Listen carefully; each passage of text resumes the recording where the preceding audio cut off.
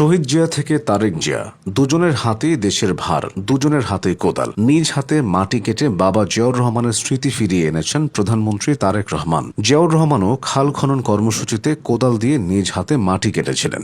দেশ জুড়ে জলাধার সংরক্ষণ, সেচ ব্যবস্থার উন্নয়ন এবং পানি প্রবাহ ঠিক রাখতে বিএনপি ৬৪ জেলায় খাল খনন কর্মসূচি শুরু করেছে। এটা ছিল নির্বাচনের আগে তাদের অন্যতম প্রতিশ্রুতি। এছাড়া কৃষকদের বড় অঙ্কের কৃষি ঋণ মওকুফ করার ঘোষণা দিয়েছে বিএনপি সরকার। কৃষি কার্ডও আছে বাস্তবায়নের অপেক্ষায়। ঠিক জিয়াউর রহমানের আমলে কৃষকদের জন্য যে ধরনের কাজ করা হয়েছিল, একই ধরনের কাজের আভাস পাওয়া যাচ্ছে। জিয়াউর রহমান প্রাকৃতিক জলাধার সৃষ্টির লক্ষ্যে সারা দেশে খাল খনন কর্মসূচি শুরু করেন। সমাজকে সংগঠিত করার এক অনন্য নজির হচ্ছে খাল খনন কর্মসূচি। আপাত দৃষ্টে এই কর্মসূচিকে শুধুই খাল খনন মনে করা হলেও এই কর্মসূচির বহুমুখী উদ্দেশ্য ছিল কৃষিতে সেচ নিশ্চিত করা, খাদ্যে স্বয়ংসম্পূর্ণ হওয়া এবং কৃষি উৎপাদন বৃদ্ধি করা। সারা দেশে খাল খনন করে প্রাকৃতিক জলাধার নির্মাণের কারণে ভূগর্ভস্থ পানির পরিবর্তে উপরিভাগের পানির ব্যবহার বৃদ্ধি পায়। এছাড়া খালগুলোতে মাছের উৎপাদনও বৃদ্ধি পায়। ১৯৭৯ থেকে ১৯৮১ সালের মে মাস পর্যন্ত সারা দেশে ১৫০০-এর বেশি খাল খনন করা হয়। দৈর্ঘ্যে প্রায় ২৬,০০০ কিলোমিটার খাল দেশের বিভিন্ন অঞ্চলে খনন ও পুনর্খনন করা হয়। আর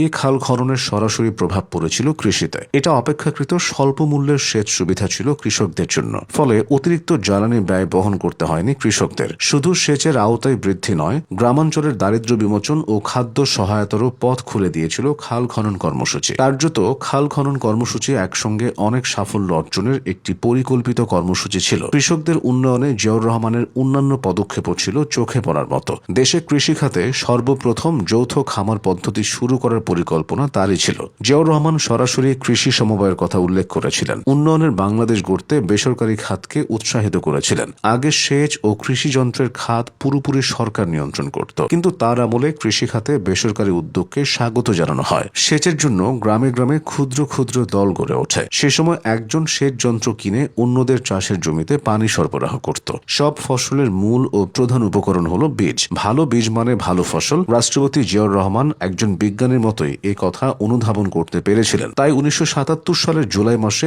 বীজ অধ্যাদেশ প্রণয়নের মাধ্যমে তিনি অত্যন্ত গুরুত্বপূর্ণ ও যুগান্তকারী কর্মসূচি হাতে নেন। প্রেসিডেন্ট জিয়া কৃষির উন্নয়ন ও আধুনিকায়নের জন্য কৃষকের হাতে উন্নত প্রযুক্তি দ্রুত পৌঁছানো এবং প্রযুক্তির ব্যবহার সম্প্রসারণের মাধ্যমে কৃষি উৎপাদন বৃদ্ধির উদ্দেশ্যে কৃষিতে ব্যাপক সংস্কার কর্মসূচি গ্রহণ করেন। বীজের পর ফসল উৎপাদনের প্রধান উপকরণ হল রাসায়নিক সার, সেচ এবং সেচ যন্ত্র যেমন শ্যালো টিউবওয়েল, ডিপ টিউবওয়েল। এছাড়া আছে আধুনিক চাষ যন্ত্র যেমন power tiller, tractor, reaper, harvester ইত্যাদি। জিয়াউর রহমান কৃষি উপকরণ বিতরণ ব্যবস্থার সংস্কার, কৃষি উপকরণ ব্যবসা উদারীকরণ নীতি প্রণয়ন করেন। কৃষক যেন শস্য সংগ্রহের সময় তার ফসল বিক্রি করে ক্ষতিগ্রস্ত না হন, সেজন্য তিনি ১৯৭৮ সালে শস্য গুদাম ঋণ কর্মসূচি গ্রহণ করেন। এছাড়া নতুন ধারার অর্থনৈতিক কাঠামোর কারণে দেশের শিল্প খাতেও তখন বেশ পরিবর্তন এসেছিল। জিয়াউর রহমানের শাসনামলে কৃষিভিত্তিক গ্রামীণ সমাজ থেকে শিক্ষিত নতুন মধ্যবিত্ত শ্রেণীর সৃষ্টি হতে থাকে। পিছিয়ে থাকা গ্রামীণ জনগোষ্ঠী ধীরে ধীরে নগরমুখী হতে থাকে। কৃষকের ছেলে কৃষিতে নিয়োজিত